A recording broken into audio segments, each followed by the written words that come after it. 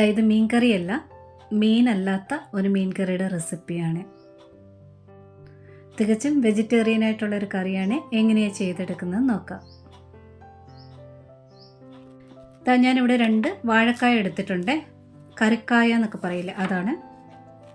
അതിൻ്റെ തൊലി ഇതുപോലെ ഒന്ന് ചീകി എടുക്കണം. ആ പച്ച ഭാഗമായിട്ട് മൊത്തം ഇങ്ങനെ ചെത്തിക്കളയരുത്, പൊളിച്ചൊന്നും എടുക്കരുത്, ഇങ്ങനെ ചീകി എടുക്കണം. ഇനി ഈ ഒരു കനത്തിൽ ചരിച്ച് ഇങ്ങനെ കട്ട് ചെയ്തെടുത്തിട്ടുണ്ട്. ഈ വാഴക്ക കഷ്ണങ്ങളെ കട്ട് ചെയ്ത ഉടനെ തന്നെ ഒരു 10 മിനിറ്റ് നേരം ഉപ്പ് വെള്ളത്തിലിട്ടതിന് ശേഷം ആ കറ പോകാനായിട്ട് നല്ലവണ്ണം ഒന്ന് ഉലച്ച് കഴുകിയെടുക്കണം.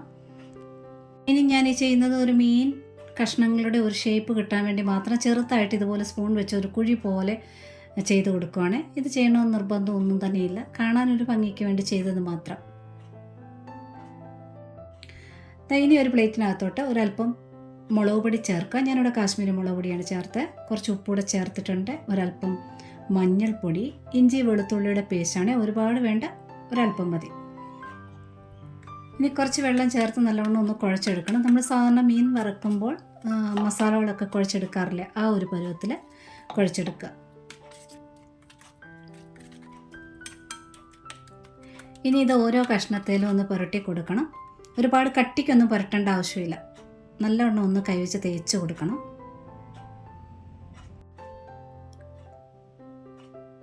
മസാല പുരട്ടി എല്ലാം വെച്ചിട്ടുണ്ട്. ഇതിനി ഒരു അരമണിക്കൂർ നേരത്തേനെങ്കിലും മാറ്റി വയ്ക്കാം. ആ സമയം കൊണ്ട് തേങ്ങ അരച്ചെടുക്കാനായിട്ടുണ്ട്. ഒരു 3/4 കപ്പ് തേങ്ങ എടുത്തിട്ടുണ്ട്. അരയാൻ ആവശ്യമുള്ള വെള്ളം ഒഴിക്കുക. നന്നായിട്ട് അരച്ചെടുക്കണം. തേങ്ങ മാത്രമേ അരച്ചെടുക്കുന്നുള്ളൂ, വേറെ ഒന്നും ചേർക്കുന്നില്ല. ഇനി ഒരു അരമണിക്കൂർ കഴിഞ്ഞിട്ടുണ്ട്. ഇനി വാഴക്കായ എല്ലാം ഒന്ന് ഫ്രൈ ചെയ്തെടുക്കാം. ഒരുപാടൊന്നും ഫ്രൈ ചെയ്ത് വേവിച്ചെടുക്കേണ്ട ആവശ്യമില്ല.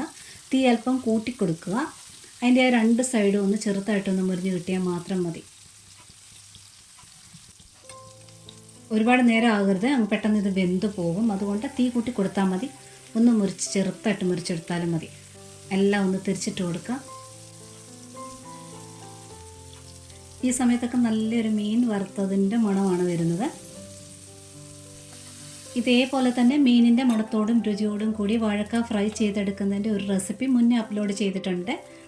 താല്പര്യമുള്ളവർക്ക് മുകളിൽ കാണുന്ന അല്ലെങ്കിൽ ഒന്ന് ക്ലിക്ക് ചെയ്താലും മതി. 2 ബാച്ചായിട്ട് ഞാനിത് ഫ്രൈ ചെയ്തെടുത്ത് മാറ്റിയിട്ടുണ്ട്. ഇനി അടുപ്പിലൊരു ചട്ടി വെച്ചിട്ടുണ്ട്. വെളിച്ചെണ്ണ ഒഴിക്കുകയാണെങ്കിൽ നല്ല ടേസ്റ്റ് ആയിരിക്കും. പറ്റുമെങ്കിൽ വെളിച്ചെണ്ണ ഒഴിക്കുക. കുറച്ച് കടുക് ഇട്ടൊന്ന് പൊട്ടിച്ചെടുക്കുക. ഇനി കുറച്ച് വറ്റൽമുളക് കൂടെ ചേർക്കുക. ഒരു 8 ഓ 9 ചെറുള്ളിയാണ് എടുത്തിട്ടുള്ളത്, കനം കുറഞ്ഞ് അരിഞ്ഞ് ചേർക്കുക. കൂടെ തന്നെ 1 സ്പൂൺ ചെറുതായിട്ട് കൊത്തിയരിഞ്ഞ ഇഞ്ചി ചേർക്കുക. ഇനി ഒരു 1.5 സ്പൂണോളം വെളുത്തുള്ളി ചതച്ചെടുത്ത് ചേർക്കുക. ഇനി ഇതൊന്ന് വഴറ്റിയെടുക്കണം. സാധാരണ നമ്മൾ മീൻ കറി വയ്ക്കുമ്പോൾ വഴറ്റിയെടുക്കത്തില്ലേ, ആ ഒരു പരുവത്തിൽ വഴറ്റിയെടുക്കുക. ഇതിൽ ഇഞ്ചി വെളുത്തുള്ളി പേസ്റ്റ് ചേർക്കരുത്. ഇതുപോലെ തന്നെ ഇഞ്ചിയും വെളുത്തുള്ളിയും കൊത്തിയരിഞ്ഞും ചതച്ചും ചേർക്കുക.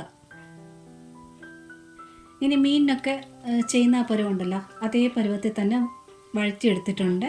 ഇനി തീയെ നല്ലവണ്ണം കുറച്ച് വയ്ക്കുക.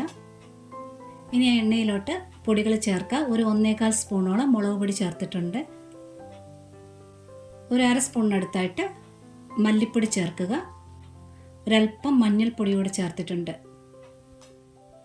ഇനി കുറഞ്ഞ തീയിൽ തന്നെ നല്ലവണ്ണം ഇതൊന്ന് പൊടി ചൂടാക്കി എടുക്കണം. ആ പച്ച ടേസ്റ്റ് ഒന്ന് പോകാനായിട്ട് ഒട്ടും കരിഞ്ഞു പോകരുത്, പ്രത്യേകം ശ്രദ്ധിക്കുക. നല്ലവണ്ണം ഇളക്കി കൊടുക്കുക കണ്ടിന്യൂസ് ആയിട്ട്.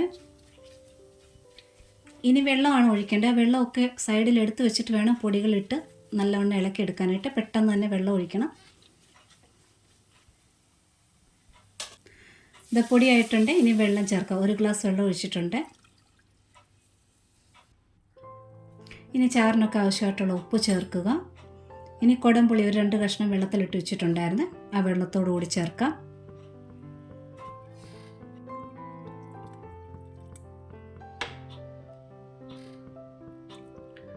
ഇനി കുറച്ചേറെയായിട്ട് കറിവേപ്പിലയൂടെ ചേർക്കാം. നന്നായിട്ടൊന്ന് മിക്സ് ചെയ്തെടുത്തിട്ട് ഇനി നല്ലവണ്ണം ഒന്ന് തിളയ്ക്കാനായിട്ട് വിടണം.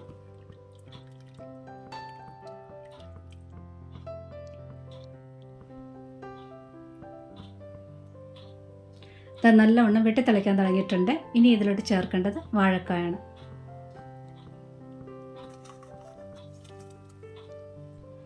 വാഴക്ക ചേർത്തതിന് ശേഷം എല്ലാം കൂടെ ഒന്ന് കുത്തി ഇളക്കേണ്ട കാര്യമില്ല. ആ വെള്ളത്തിലോട്ടൊന്ന് താഴ്ത്തി ഇങ്ങനെ പതുക്കെ ഒന്ന് താഴ്ത്തി കൊടുത്താൽ മതി. ഇനി കൂടെ തന്നെ ചേർക്കേണ്ടതാണ് തേങ്ങ. നല്ലവണ്ണം അരച്ച തേങ്ങ ചേർക്കുക. ഇനി സാധാരണ മീൻ കറിക്ക് ചേർക്കുന്ന പോലെ തന്നെ അതേ അളവിൽ വളരെ കുറച്ച് തന്നെ വറുത്ത് പൊടിച്ച ഉലുവായുടെ പൊടിയാണ് ചേർക്കുന്നത്. ഒരുപാട് ചേർക്കല്ല, കയ്പ്പ് ടേസ്റ്റ് ഉണ്ടാകും.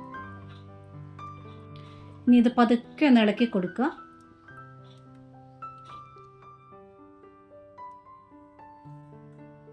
ഇനി ഇത് മൂടി വെച്ച് വേവിച്ചെടുക്കാം.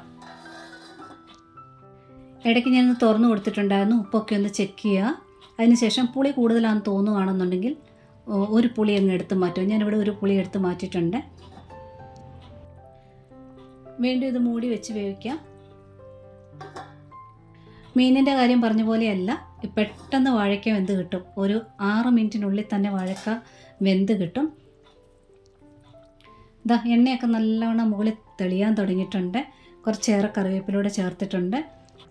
നിങ്ങൾ വെളിച്ചെണ്ണയിലല്ല കടുക് താളിച്ചതെങ്കിൽ വേണമെങ്കിൽ ഇപ്പോൾ അല്പം പച്ച വെളിച്ചെണ്ണയോട് ഒഴിക്കാവുന്നതാണ്. കായ എടുത്തിട്ട് ഇങ്ങനെ ഒന്ന് പ്രസ് ചെയ്ത് നോക്കുക. നല്ലവണ്ണം വെന്തിട്ടുണ്ടെങ്കിൽ ഗ്യാസ് ഓഫ് ചെയ്യണം. വാഴക്ക പെട്ടെന്ന് വെന്ത് കിട്ടുന്നത് കാരണം വെള്ളം കുറച്ചൊഴിക്കുക. അതുപോലെ തേങ്ങയൊക്കെ അരയ്ക്കുമ്പോഴും വെള്ളം ചേർക്കില്ല. ആ ഒരു വെള്ളം കൂടെ കണക്കാക്കിക്കൊണ്ട് വെള്ളം കുറച്ചൊഴിക്കുക. വാഴക്കായ്ക്കൊപ്പം തന്നെ തേങ്ങയും ചേർക്കുന്നുണ്ട്. അതുകൊണ്ട് ഒരുപാട് അങ്ങിട്ട് തിളപ്പിച്ച് വെള്ളം വറ്റട്ടെ എന്ന് വിചാരിച്ചിരുന്നു കഴിഞ്ഞാൽ വാഴക്ക ഒരുപാട് വെന്തിട്ട് അങ്ങ് അലിന്ന് പോകും. അതൊരു ടേസ്റ്റേ കാണത്തില്ല. അതുപോലെ ഓവറായിട്ട് തേങ്ങയും ആ കൂടെ തന്നെ കിടന്ന് തിളയ്ക്കും. അപ്പോൾ ആ കറിയുടെ ടേസ്റ്റേ പോകും. അതുകൊണ്ട് വെള്ളം കുറച്ച് തന്നെ ഒഴിക്കുക.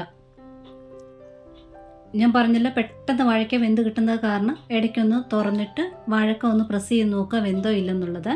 അപ്പോൾ ആ വാഴക്കയുടെ തൊലി ഇങ്ങനെ ഒരു കവറിങ് പോലെ നിൽക്കുന്നത് കാരണം അത് അടർന്ന് പോകത്തില്ല. എന്നിരുന്നാലും ഓവറായിട്ട് അതായത് തിളച്ചൊക്കെ പോവുകയാണെന്നുണ്ടെങ്കിൽ അതിങ്ങനെ ആ തൊലി എന്നിങ്ങനെ വിട്ട് വരും. അങ്ങനെ വരരുത്, ഒരു ടേസ്റ്റും കാണത്തില്ല, അത് കാണാനും ഒരു ഭംഗി കാണത്തില്ല. ഞാൻ ഈ പറഞ്ഞ കാര്യങ്ങളൊന്ന് പ്രത്യേകം ശ്രദ്ധിക്കണം ഈ ഒരു കറി ചെയ്യുമ്പോൾ. ഇതാ ഞാനിവിടെ മുകളിലൊന്ന് എണ്ണ തെളിഞ്ഞു, വാഴക്ക വെന്തു എന്ന് കണ്ടപ്പോൾ തന്നെ ഗ്യാസ് അങ്ങ് ഓഫ് ചെയ്തിട്ടുണ്ട്. ഇതാ അതിൻ്റെ തിളയെല്ലാം നിന്ന് കഴിഞ്ഞ് കറി ഒരല്പം ആറിക്കഴിഞ്ഞപ്പോഴത്തേന് അതിൻ്റെ എണ്ണമയം മൊത്തം മുകളിൽ വരും. കറി കുറച്ചുകൂടെ ഡാർക്കാവും, അതിൻ്റെ ചാറ് കുറച്ചുകൂടെ കൊഴുപ്പാവുകയും ചെയ്യും. ട്രൈ ചെയ്ത് നോക്ക്. പിന്നെ ഈ റെസിപ്പി ഇഷ്ടപ്പെട്ടിട്ടുണ്ടെങ്കിൽ ആ ലൈക്ക് ബട്ടൺ ഒന്ന് പ്രസ് ചെയ്ത് സപ്പോർട്ട് ചെയ്യാൻ മറക്കല്ലേ. സബ്സ്ക്രൈബ് ചെയ്യാതെ കാണുന്ന കൂട്ടുകാരുണ്ടെങ്കിൽ ഒന്ന് സബ്സ്ക്രൈബ് കൂടെ ചെയ്തൊന്ന് സപ്പോർട്ട് ചെയ്തേക്കണേ. നോട്ടിഫിക്കേഷൻ ബെൽ ബട്ടണിൽ ഓൾ ഓപ്ഷൻ ഒന്ന് എനേബിൾ ആക്കിയിടാനും മറക്കല്ലേ. ഒരുപാട് സ്നേഹത്തോടെ താങ്ക്സ് ഫോർ വാച്ചിങ്.